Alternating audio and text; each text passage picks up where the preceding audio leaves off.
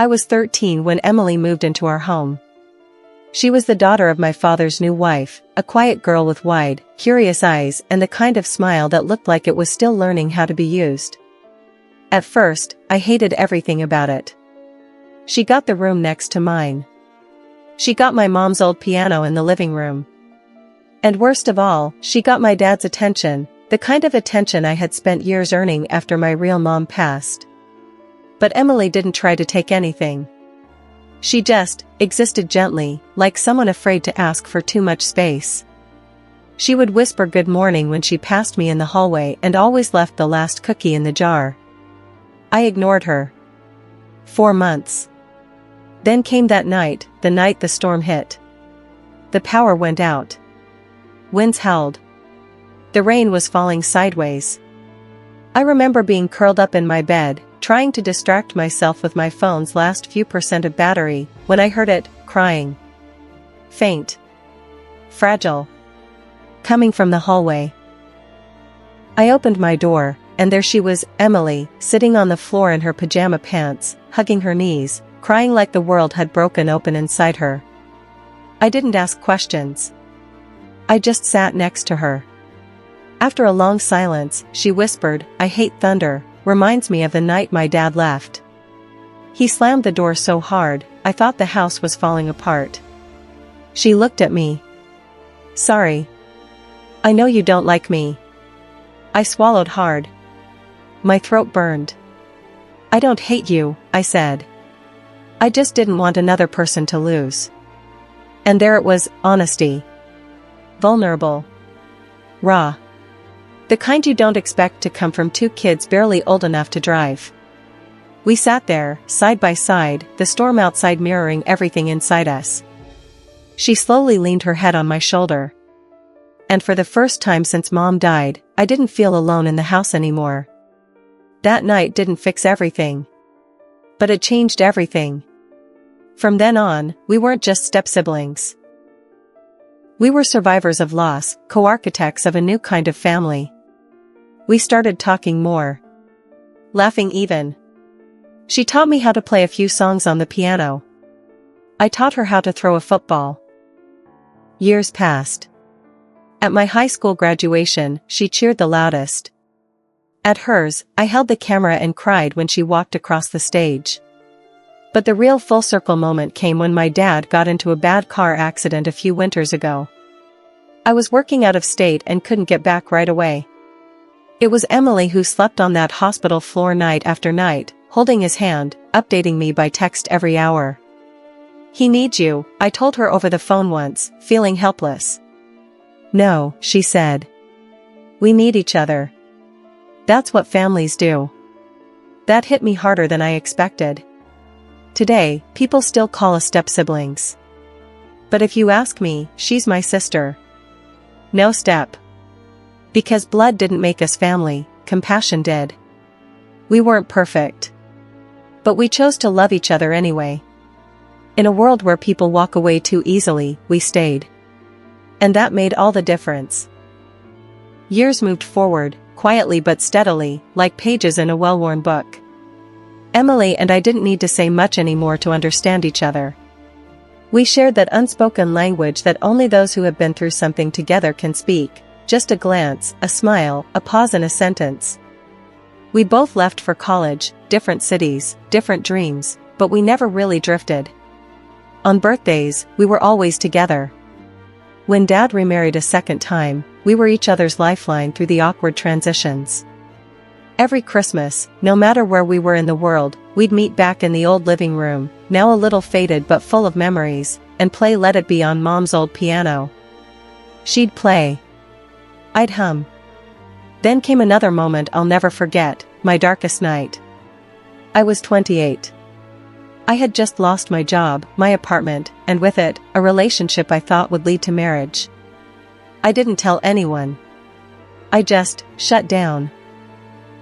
One evening, in a fit of loneliness, I found myself sitting on a park bench in Brooklyn, staring out into the cold. I didn't know what I was hoping for, a sign, maybe. Something to tell me I'd be okay. Then my phone buzzed. A message from Emily. "Hey. Just thinking about you. You don't have to talk. Just know I'm here. Always. I broke down crying.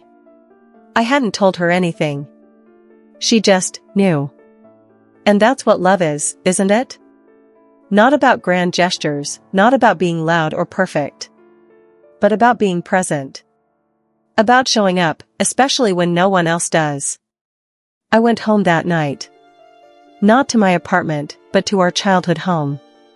She was already there, sitting in the kitchen, 2 cups of tea on the counter. She didn't say, "Why didn't you call me?" She just said, "I knew you'd come home when you were ready." And in that moment, I realized. Emily had become my anchor, my mirror, my proof that no matter how messy life got, there would always be someone who saw me, all of me, and chose to stay. Now, Emily's a pediatric nurse. The kind who paints cartoon animals on her scrubs and sneaks extra lollipops into her pockets for scared kids. She says it's because she remembers what it's like to be afraid and alone. I'm a writer now. And this story? It's the first one I've ever written about her. About us. Because people often ask, what makes someone family? Is it blood? Is it a name on paper? Is it legal ties? No. It's choice. It's sacrifice. It's that one night when a scared girl cried in the hallway, and a broken boy sat beside her and chose not to walk away. She was my stepsister once. But now? She's my heart. So here's what I've learned, the most life-changing moments are rarely loud or dramatic. Sometimes, they're just soft conversations in the dark. Quiet acts of kindness. A hand reaching out when you're too tired to ask for one. If you've got someone like that in your life, whether they share your name, your blood, or not, hold on to them. Tell them. Thank them. Because in the end, it's not who we're born with that shapes us, it's who stays when the storm hits. And sometimes, family is found not in birth, but in being there. Always. A few months ago, I stood beside Emily once again, but this time, not in a hallway or a hospital, or across a piano bench. I stood beside her at her wedding. She looked radiant, glowing with a joy that lit up the entire room. Her husband, Aaron, was a kind, steady soul. A perfect match for her heart. As the guests laughed and clinked glasses, she took my hand in hers and whispered, "I wish Mom and your mom could see us now." "I think they do," I said. "And I think they're proud." During the reception, Emily asked me to give a speech. I hesitated at first. What do you say about someone who was once a stranger at your dinner table and became the most important person in your life? But I stood up anyway. And I told them the truth. I told them about the storm. About the hallway. About 2 kids who didn't choose each other but chose to care anyway. And I said this. Love doesn't follow rules. It doesn't wait for perfect timing or perfect circumstances. Sometimes it comes into your life disguised as a step-sibling with too much luggage and a quiet voice. And sometimes, if you're lucky, it stays, and saves you in ways you'll never fully understand. There were tears in the crowd. Even Dad had to take off his glasses to wipe his eyes. And that night, I realized something else. We often underestimate the quiet miracles happening in our own homes. The person across the dinner table. The one who remembers your favorite cereal. The one who texts you when they feel you're falling, even if they don't know why. Those people, they are the story. And if you've lived your whole life feeling like you don't belong, if you've lost someone and wondered if you'll ever feel whole again, I want you to remember this. Sometimes, healing doesn't arrive like lightning. It arrives like Emily, with soft eyes and small acts of kindness. With a hug in the hallway. With showing up, again and again. That's what changed me. Not just that one stormy night. But every little moment since.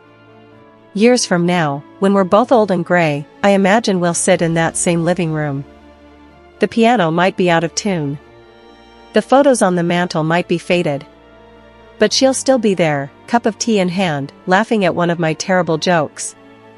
And I'll remember how 2 broken hearts found each other, and stitched something new. Something stronger. Something called family. Because in the end, we don't just survive the storms. We become the shelter for someone else. Time, as it always does, continued to move. Emily and I didn't talk every day, but the connection between us didn't need constant reminders. It was woven into our lives like muscle memory, built on all the small, quiet promises we never had to speak out loud. I'm here. I won't leave. I love you. When her first child was born, a little girl named Lily, I got to the hospital before Erin did. Emily had barely opened her eyes when she reached for my hand and said, "She's going to need someone like you. Strong. Loyal. Steady." I laughed, choking back tears. "That's funny. I was just thinking she's going to need someone like you." As I held Lily for the first time, I thought back to the scared girl in the hallway and the angry boy who didn't want to share his home. And here we were, all these years later, creating a new generation, built not from perfection, but from grace. Emily asked me to be Lily's godfather. I didn't even try to hide how much it meant. From that day forward, I saw Emily not just as a sister, but as something even more profound, a builder of life. A healer of old wounds. A living example of how love doesn't need to announce itself, it just needs to be lived. We both still carry scars. Mine from grief, hers from abandonment. But we never used those scars as excuses. We used them as blueprints. To be better. To give more. To love harder. And now, as I sit at my desk writing these final words, I realize the story isn't just mine or Emily's. It's all of ours. It belongs to anyone who ever found light in someone unexpected. To anyone who ever chose to love when it would have been easier to walk away. To anyone who believed that family isn't made by names or bloodlines, but by the brave decision to stay. Because the truth is, we are all walking through storms. We are all waiting for someone to sit beside us in the dark and say, "I see you. I'm not leaving." Emily was that someone for me. And I hope, one day, I can be that someone for someone else. So if you're still waiting for your people, don't lose hope. Sometimes they show up when you least expect it. Sometimes they arrive carrying a suitcase and wearing a nervous smile. And sometimes they walk in as your step-sibling. But stay is your greatest gift. And that's what changed everything. Not just one night. But the decision to love again and again, even when it's hard. That's the real story. That's the miracle. That's family.